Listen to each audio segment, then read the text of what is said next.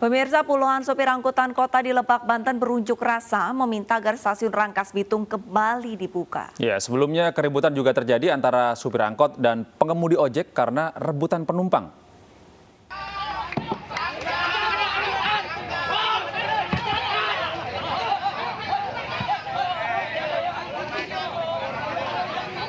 Kericuan antara sopir angkutan kota dan tukang ojek di Terminal Mandala Rangkas Bitung, Lebak, Banten ini diduga karena rebutan penumpang. Sepinya penumpang di terminal imbas dari tutupnya sejumlah jalur kereta komuter lain. Para sopir angkot protes karena pendapatan mereka berkurang sejak sepinya stasiun Rangkas Bitung. Mereka meminta Bupati Lebak mempertimbangkan dibukanya kembali sejumlah operasional KRL di stasiun. Dan bukan berarti untuk melanggar peraturan presiden, bukan. Cuman yang kami minta dioperasikan kembali cuman dengan prosedur-prosedur yang ketat. Baik itu dari aparatur negara terkait dan pihak masyarakat. Itu saja. Karena itu adalah salah satu aset ujung tombak kami per tahun yang diharapkan kami per tahun untuk cari di lebaran ini gitu. Sedangkan ini adalah ditutup.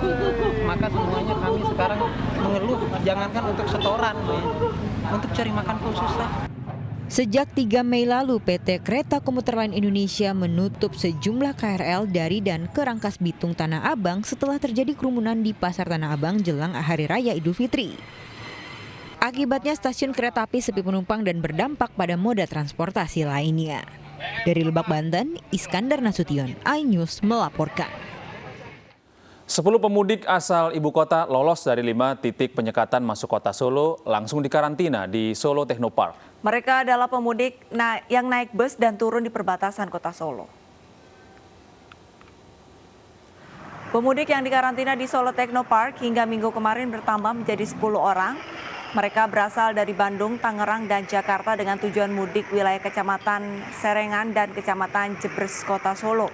Mereka dikarantina di Solo Technopark setelah dilaporkan Satgas Jaga Tangga. Usai tes swab antigen, 2 pemudik reaktif, 1 orang tanpa gejala dikirim ke asrama Haji Donohudan, Boyolali, sedangkan 1 orang lainnya bergejala COVID-19 ini dibawa ke Rumah Sakit Bung Karno di Semanggi. Wali Kota Solo, Gibran Rakabuming Raka, menyayangkan masih banyak warga yang memaksa mudik di tengah upaya pencegahan penyebaran virus corona. Kayaknya berhenti di perbatasan juga itu naik bis itu. Sangat disayangkan. Makanya sekali lagi kita menahan diri dulu untuk tidak mudik. Itu aja. Banyak orang-orang tanpa gejala. Ya. Dan pemirsa, untuk mengetahui apakah ada pemudik yang masih nekat memasuki kota Solo, ini langsung saja kita sapa rekan kami, Septian Toro di Solo. Selamat pagi, Mas Septian. Ini bagaimana kondisi di Solo Technopark pada pagi ini? Apakah ada penambahan jumlah pemudik yang dikarantina di sana? Ya, saat ini saya berada di halaman Solo Technopark. Tempat ini adalah tempat untuk karantina yang diberlakukan bagi para pemudik yang nekat masuk ke kota Solo. Hingga saat ini sedikitnya ada 10 orang yang sudah dikarantina di tempat ini. Mereka berasal dari Jakarta, kemudian dari Bekasi, kemudian dari Bandung, Jawa Barat. Saat ini ada 2 orang yang sudah dibawa ke asrama Haji Donohudan karena mereka 2 orang ini setelah diperiksa adalah reaktif. Kemudian 1 orang yang dibawa ke rumah sakit dokter rumah sakit Kota Solo karena terkonfirmasi positif corona. Hingga saat ini petugas terus melakukan penyekatan. Sedikitnya ada 5 titik penyekatan yang ada di Kota Solo, yaitu di Posko Makuto, kemudian di Taroka, kemudian di Banjarsari, Adipiro, kemudian di Posko Juru. Mereka yang saat ini berada di Solo Technopark adalah para pemudik yang sebelumnya datang dari Jakarta dan mereka ingin menghindari dari petugas dengan cara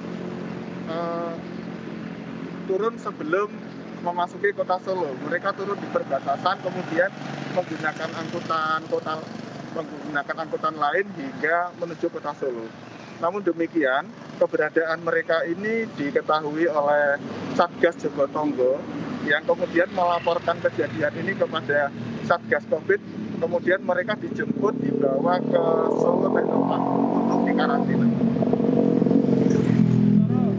Lalu bagaimana fasilitas begitu bagi para pemudik ini yang dikarantina di Solo Technopark ini? Bisa Anda gambarkan? Hingga saat ini para pemudik yang berada di Solo Technopark mendapatkan perawatan kesehatan diawasi oleh dari Dinas Kesehatan setempat. Kemudian mereka mendapatkan makanan yang diberikan oleh pihak Solo Technopark memenuhi gizi, yaitu 4 sehat 5 sempurna. Sama orang-orang yang di karantina di Technopark ini? Gimana, Pak? Akan berapa lama rencananya orang-orang yang akan dikarantina di Technopark ini? Iya.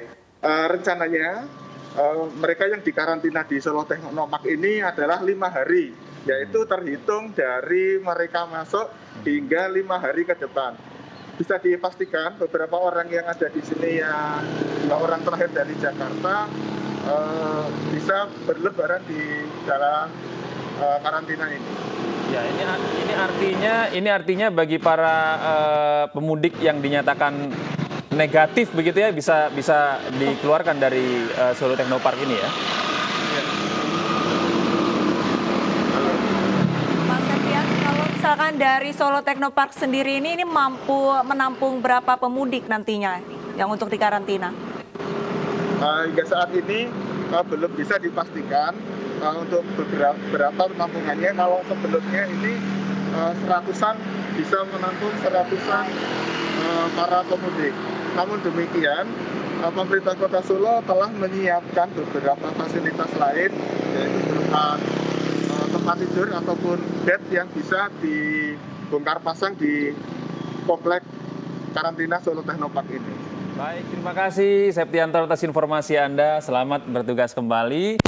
Dan pemirsa, berikutnya memperkuat industrialisasi di Indonesia. Kadin Indonesia bersinergi dengan Kementerian Perindustrian. Hal ini untuk mengatasi minimnya infrastruktur bahan baku dan digitalisasi yang menjadi kendala kegiatan industri di berbagai daerah.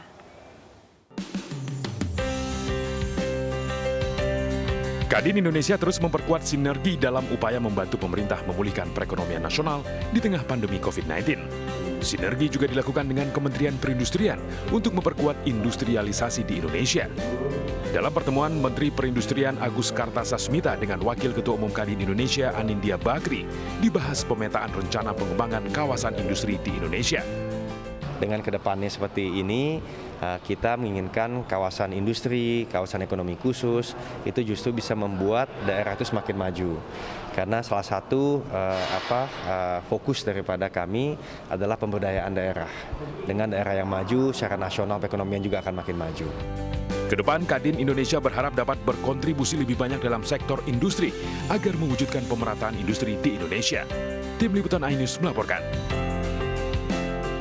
Pandemi COVID-19 yang belum mereda membuat pengurus Masjid Nurul Hidayah Tanah Kusir, Jakarta Selatan membuka layanan pembayaran zakat sistem drive-thru.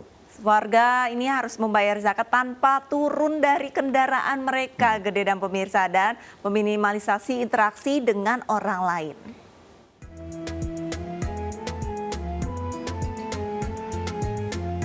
Masjid Raya Nurul Hidayah Tanah Kusir, Jakarta Selatan gelar layanan drive-thru untuk pembayaran zakat. Hal ini sebagai upaya masjid untuk menjalankan protokol kesehatan mencegah penyebaran virus COVID-19. Dengan layanan ini, muzaki atau pemberi zakat tak perlu turun dari kendaraannya dan meminimalisir interaksi dengan orang lain. Petugas akan langsung menghampiri muzaki dan memproses pembayaran zakat. Usai membayar zakat, muzaki membersihkan tangan dengan hand sanitizer.